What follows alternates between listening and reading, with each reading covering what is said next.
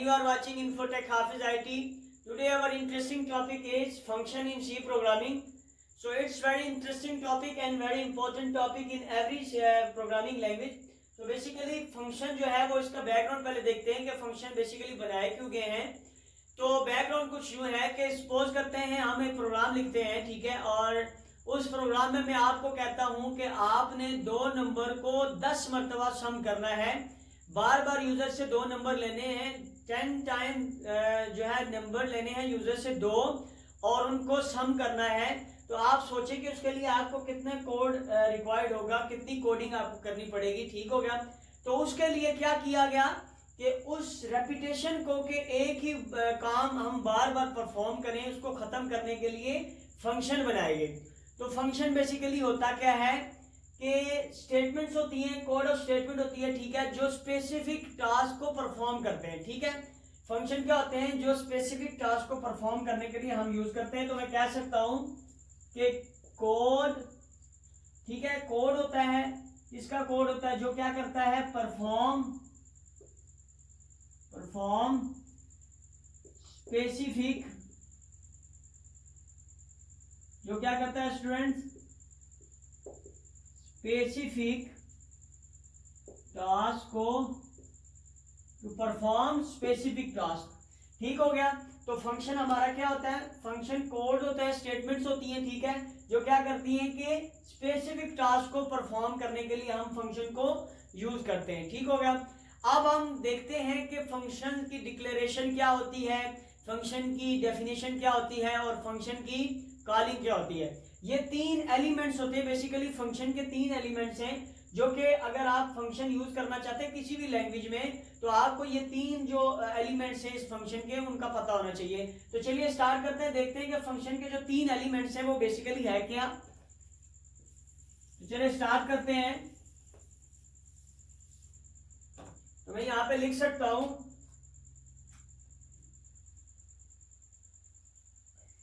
Elements, ठीक हो गया। तो इसके एलिमेंट्स हम देखने लगे कि इसके एलिमेंट्स क्या है बेसिकली। तो स्टार्ट करते हैं। इसका पहला एलिमेंट जो है वो है फंक्शन डिक्लेरेशन,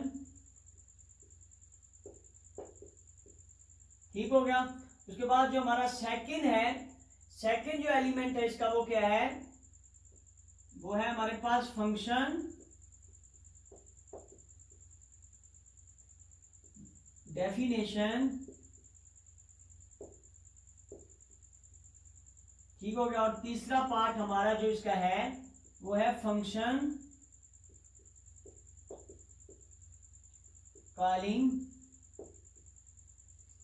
ठीक हो गया। ये तीन हमारे पास जो है वो एलिमेंट्स हैं, ठीक है, फंक्शन के तीन एलिमेंट्स हैं। तो मैं यहां पे अगर यू कर दूं तो आपके लिए थोड़ा सा और आसान हो जाएगा कि बेसिकली हम फंक्शन के एलिमेंट्स की बात कर रहे हैं कि फंक्शन के तीन एलिमेंट्स हैं। अगर आप फंक्शन को यूज करना चाहते हैं, ठीक है, प्रोग्राम में, तो आपको ये तीन एलिमेंट्स का पता होना चाहिए और तीन एलिमेंट को कैसे यूज करते हैं, ये तीन एलिमेंट्स है क्या, उनके बारे में आपको पता होना चाहिए। तो चले देखते हैं सबसे पहले कि फंक्शन डिक्लेरेशन क्या होती है। चले स्टूडेंट सबसे पहले देखते हैं। ओके, सो डिक्लेरेशन के बारे में हम पहले भी बात कर चुके हैं। वहां पे हमने देखा था कि हम वेरिएबल को कैसे डिक्लेयर करते हैं, ठीक है। तो यहां पे हम अब देखेंगे कि फंक्शन को कैसे डिक्लेयर करते हैं। तो चलिए स्टार्ट करते हैं। इसका सिंटैक्स क्या होगा, तो सिंटैक्स देखते हैं। चलिए सिंटैक्स देखते हैं इसका। तो सिंटैक्स क्या है, फंक्शन डिक्लेरेशन का सिंटैक्स हम देख रहे हैं। तो फंक्शन डिक्लेरेशन का सिंटैक्स क्या होगा, सबसे पहले यहां पे हमारे पास रिटर्न टाइप, ठीक हो गया। उसके बाद फंक्शन का नेम होगा, फंक्शन नेम, ठीक हो गया। रिटर्न टाइप होगी, उसका फंक्शन नेम होगा, फिर ब्रैकेट्स ऑन करेंगे और यहां पे हम आर्गुमेंट्स देंगे,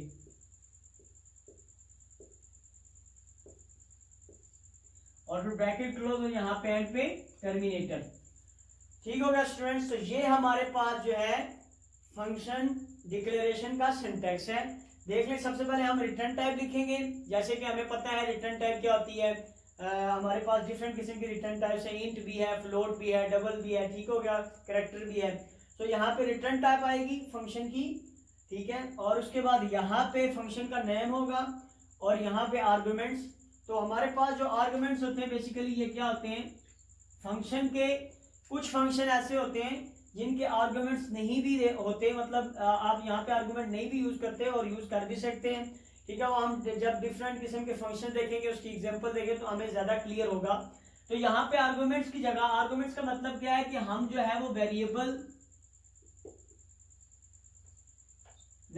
यहाँ पे लेते हैं, लेकिन यहाँ पे जो वेरिएबल फंक्शन में लेते हैं उनको हम, ये बहुत ज्यादा इंपॉर्टेंट बात है जो अभी मैं बताने लगा हूं,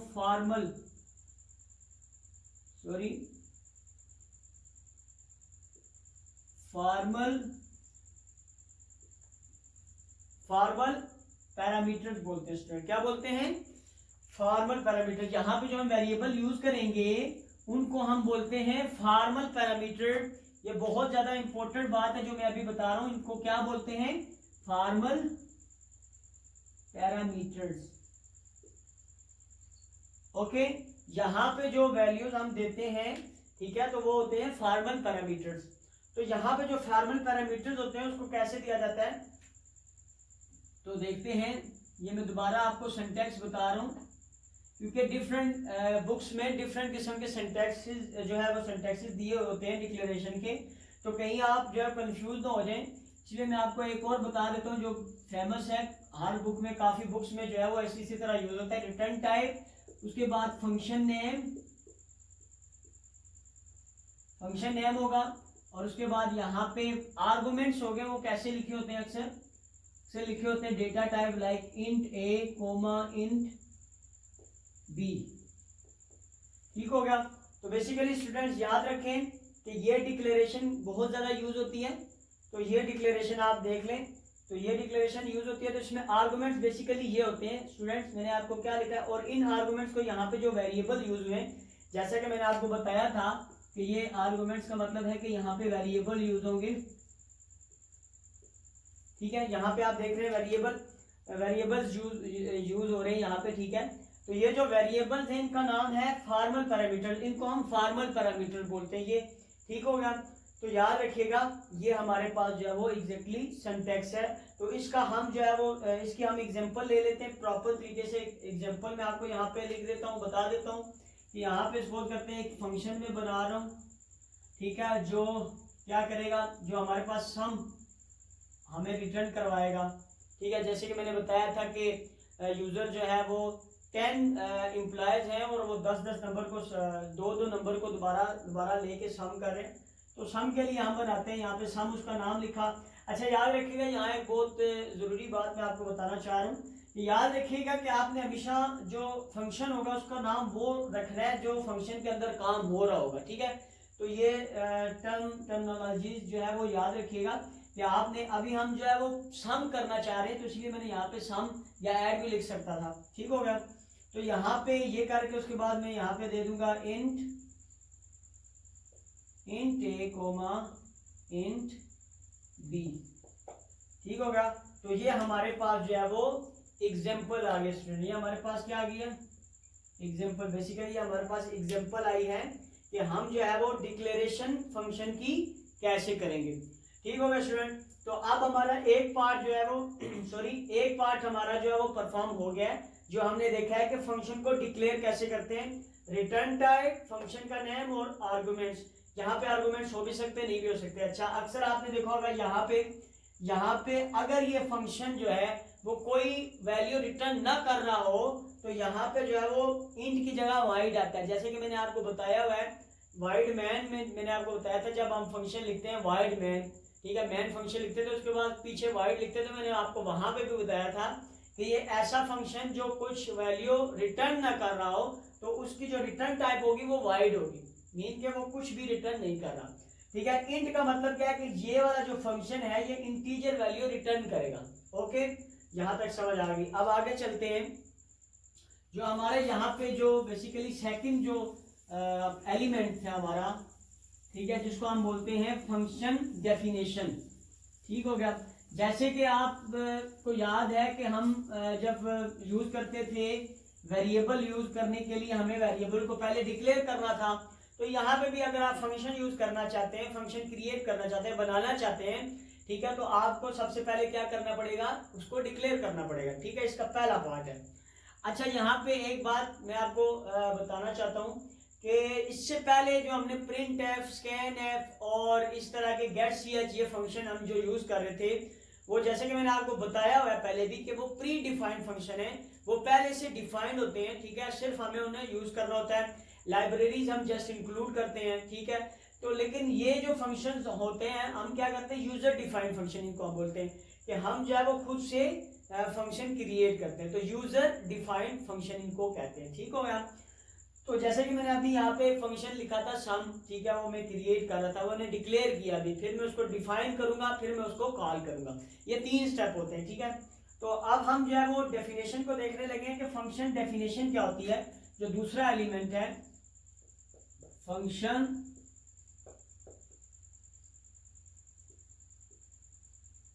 डेफिनेशन, बेसिकली अब हम देखने लगे फंक्शन डेफिनेशन क्या है। तो फंक्शन डेफिनेशन स्टूडेंट्स जो है, फंक्शन डेफिनेशन डिफाइन से पता लगता है, जो हमने डिक्लेयर कर दिया है अब हमने उसको डिफाइन करना है कि भाई उस फंक्शन के अंदर होने क्या वाला है। ठीक है, उस फंक्शन के अंदर बेसिकली होगा क्या, वो हम डेफिनेशन में देते हैं। अच्छा, डेफिनेशन का सिंटैक्स क्या अब हम देखते हैं।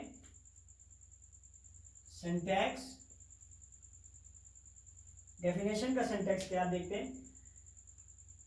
तो सबसे पहले आप क्या करते हैं, डेफिनेशन देने के लिए आप इसी तरह जो है रिटर्न टाइप लिखते हैं, जैसे कि वही वाला फंक्शन पीछे वाला जो हमने डिक्लेयर किया था उसी को मैं डिफाइन करूंगा। तो मैं यहाँ पे लिखूंगा इंट सम, उसके बाद इंट ए कोमा इंट बी, उसी तरह जैसे आपने डिक्लेयर किया था बिल्कुल एग्जैक्टली उसी तरह लिखा, और साथ ही फिर आप यहाँ पे इसकी बॉडी को ऑन कर देंगे। ठीक है, और यहाँ पे बॉडी को इसकी ऑफ कर देंगे। तो याद रखेंगे यहाँ पे अक्सर एमसीक्यूज में भी आ जाता है कभी कभी कि यहाँ पे आप मुझे बताएं कि भाई ये फंक्शन डिफाइन हो चुका है कि नहीं हो चुका। तो हाँ जी, ये फंक्शन डिफाइन है, बिकॉज याद रखें डेफिनेशन में जो करली ब्रैकेट्स ऑन और ऑफ होनी चाहिए, मतलब करली ब्रैकेट्स होनी चाहिए। तो ये बेसिकली होता क्या है कि इसको हम बोलते हैं फंक्शन बॉडी। ओके, तो बेसिकली यहाँ पे है क्या कि फंक्शन की बॉडी होनी चाहिए। अगर फंक्शन की बॉडी है तो फंक्शन डिफाइन है। ओके, तो डेफिनेशन आपने कहाँ देखनी है, जहां पे करली ब्रैकेट्स ऑन ऑफ हो वो फंक्शन की डेफिनेशन होती है। ठीक है, बहुत सारे अक्सर आप एग्जांपल देख सकते हैं अपनी बुक्स में, तो बहुत सारे फंक्शंस होंगे जहां पे डिक्लेयर, आपने डेफिनेशन को कैसे समझना है कि डिफाइन कहाँ पे हुआ है, कि यहाँ पे डिक्लेरेशन बिल्कुल जैसे हुई थी ऊपर उसी तरह यहाँ पे हुआ होगा। एंड पे बस क्या होगा कि ब्रैकेट्स को ऑन कर देंगे और उसके अंदर क्या होना है इस फंक्शन में वो यहाँ पे डिफाइन हुआ होगा। ठीक हो गया, तो यहाँ पे हम डिफाइन करेंगे। तो हम कर क्या रहे हैं, बेसिकली हम कर रहे हैं सम। तो हम यहाँ पे क्या करेंगे, बेसिकली हम यहाँ पे हमने फॉर्मल आर्गुमेंट्स लिए, तो हमने ए और बी यानी कि 2 नंबर कोई आएंगे जब हम फंक्शन को कॉल करेंगे, तो वहां से 2 नंबर आएंगे यहाँ पर। ठीक है, और यहाँ से फिर हमने उनको क्या करना है, सम कर देना है। तो सम करने के बाद हम क्या करेंगे, रिटर्न करेंगे। ठीक है, सम करने के बाद हम क्या करेंगे, रिटर्न करेंगे। रिटर्न करेंगे का मतलब क्या है कि जो वैल्यू हमारे पास आएगी, मीन के जो सम हमारे पास आएगा उसको रिटर्न कर देंगे। तो जब रिटर्न करेंगे तो वो वैल्यू कहाँ पे, क्योंकि इंटीजर टाइप है तो हम जब रिटर्न करेंगे तो सम में वैल्यू आ जाएगी। ठीक हो गया, तो इसको देखते हैं कि हम यहाँ पे क्या करेंगे। तो यहाँ पे हम बेसिकली करने क्या वाले हैं कि इसको डिफाइन करने वाले हैं। डिफाइन क्या करेंगे कि भाई ये जो आ रहे नंबर आ रहे हैं वहां से ए और बी, तो मैं यहाँ पे एक वेरिएबल ले लेता हूँ सी। ठीक हो गया, और मैं क्या देता हूँ C is equal to A plus B, और मैं यहाँ पे कर देता हूँ रिटर्न सी। बस इतना काम।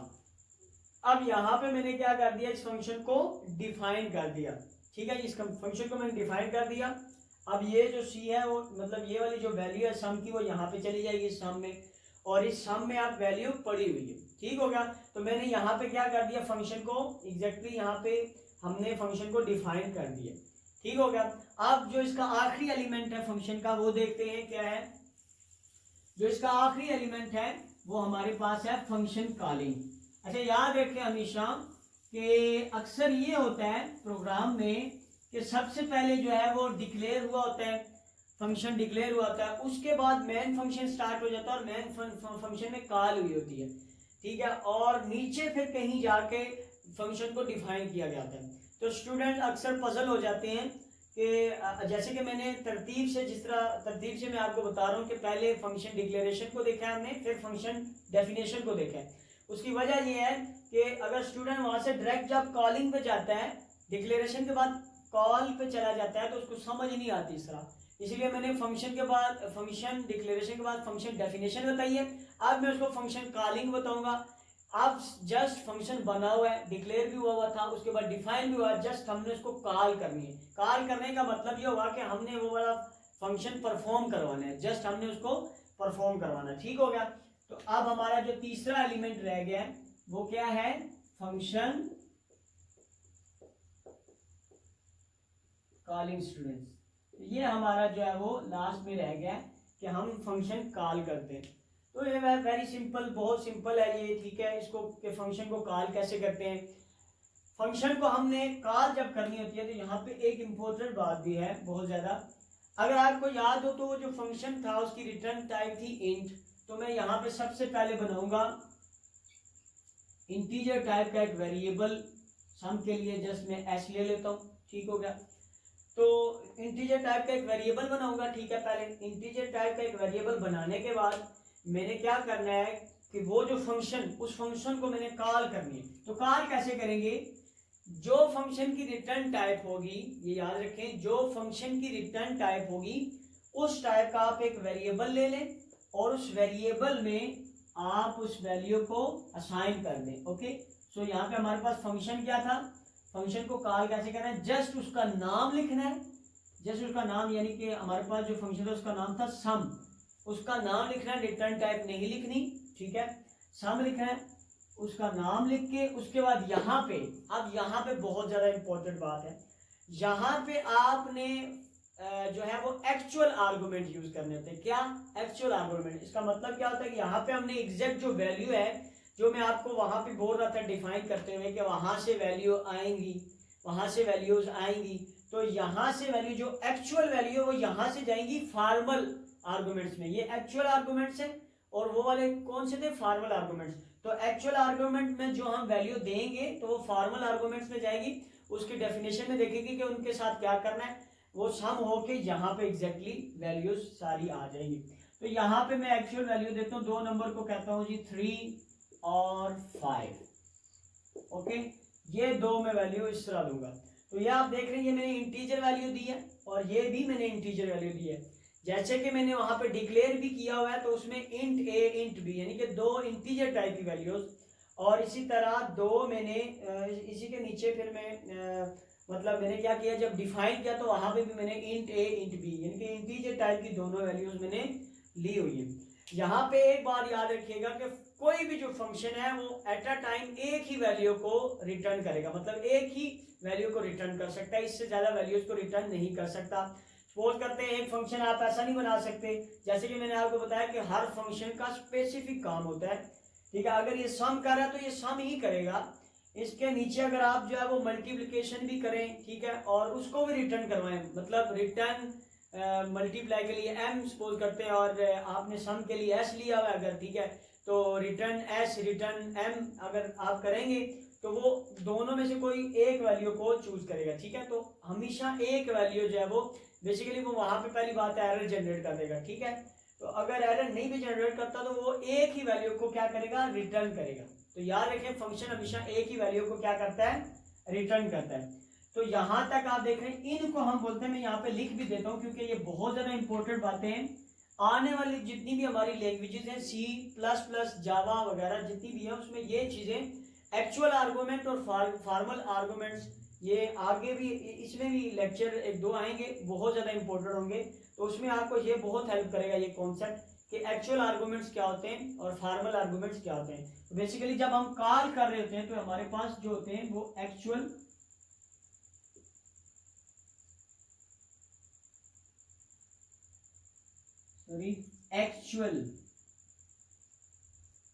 आर्गुमेंट्स। ठीक हो गया स्टूडेंट्स। तो यहां तक हमारी जो है वो टॉपिक हमारा क्लियर हो गया कि एक्चुअल आर्गुमेंट्स कौन से होते हैं, ठीक हो गया, और फॉर्मल आर्गुमेंट्स कौन से होते हैं, ठीक हो गया। तो यहाँ पे आप बेसिकली होगा क्या, ये मैंने फंक्शन को कॉल किया, आप देख रहे हैं मैंने सबसे पहले इंटीजर टाइप का एक वेरिएबल बनाया। अब इसका जो सम है वो इस एस में चला गया। अब हमने सिंपली क्या करना है, यहाँ पे लिखना है भाई प्रिंट एफ और पर्सन डी सेपरेटर लगा के एस। तो यहाँ पे सिंपली क्या होगा कि दो नंबर का सम यहाँ पे प्रिंट हो जाएगा। अच्छा, अब ये तो हमने एक यूजर, जैसे कि मैंने आपको कहा था 10 यूजर हैं या 10 एम्प्लॉयज हैं, वो क्या करेंगे, दो नंबर को 10 मरतबा वो जो है वो सम करवाएंगे। तो अब हमें 10 मरतबा क्या, 50 मरतबा क्या, 100 टाइम, जितने मर्जी टाइम हमें रिपीट करना, हमें कोई टेंशन नहीं। सम का हमारे पास जो है वो फंक्शन एक क्रिएट हुआ है जिसमें हम दो आर्गुमेंट्स को ले सकते हैं। हम क्या करेंगे, बार बार इसी फंक्शन को यूज करेंगे, रीयूजेबल, यानी कि इसके लिए हम क्या, रीयूजेबिलिटी जो होती है वो बढ़ जाती है। हम रीयूज करते हैं फंक्शन को, एक ही मरतबा डिक्लेयर डिफाइन करके उसके बाद कॉल हम उसको 100,000 टाइम भी कर सकते हैं। तो ये फंक्शन का फायदा है कि जितनी मर्जी मरतबा आप मतलब कॉल करना चाहें तो कॉल कर सकते हैं, एक ही मरतबा आपको जो है वो डिफाइन करना होता है। तो उम्मीद करता हूँ कि आपको ये जो फंक्शन वाला टॉपिक है ये क्लियर हुआ होगा। इंशाल्लाह नेक्स्ट वीडियो में हम जो है वो फंक्शन के रिलेटेड जो है वो प्रोग्राम करेंगे। तो उम्मीद करता हूँ कि आपको ये पसंद आया होगा। अगर आपको ये प्रोग्राम, ये जो टॉपिक था हमारा, ये पसंद आया है तो काइंडली इस वीडियो को लाइक कर दें और शेयर कर दें। Thank you very much. जज़ाकल्लाह।